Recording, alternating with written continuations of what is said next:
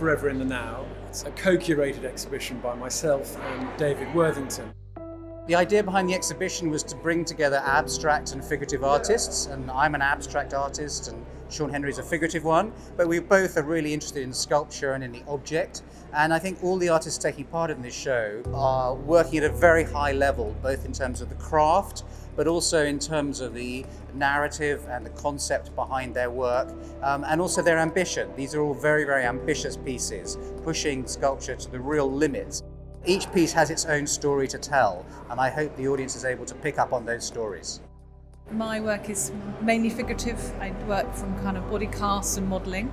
And this series is more about the physicality of a mental state, so how we feel affects the way we look and the way we move and the way we stand, and how as humans we interpret that from each other. And it's really nice to be here in a shopping centre, because I think sometimes people who will walk past and they will just kind of come in out of curiosity when they wouldn't necessarily visit a gallery or a museum to see work. And I think that would be really nice to kind of bring that audience in. I am showing two pieces made of stainless steel. One is the piece on the wall here. It's made of a fabric that's woven stainless steel. It's really, really fine. And the other piece then is called carapace. It's a three-dimensional piece, and it's stainless steel welded with stainless steel cable woven through. I was very interested in making a lot of works about couples and the dynamic between the two. Obviously, these have a slightly problematic dynamic. They're both quite tough, but they're quite tight as well. This piece is it's called Rook. It took about 5 months to make.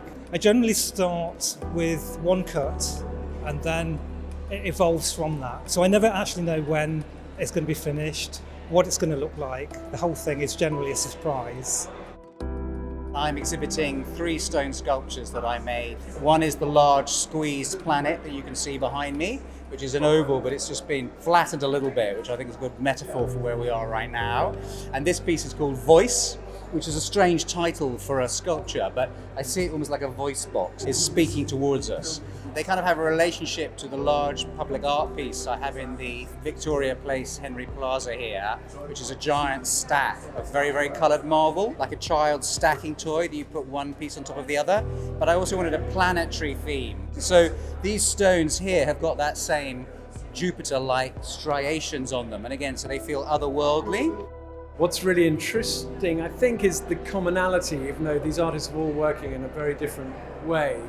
But the theme, this idea of being forever in the now, is at the kind of heart of making art. I think we're all attempting to make sense of the world, make sense of ourselves. And I hope this exhibition will be thought-provoking, and most important of all is where the exhibition is. So we are between Boots and M&S, and we're not Starbucks, we're not a cafe. This is something unique to Woking and unique to this shopping centre, and I hope people come and see it.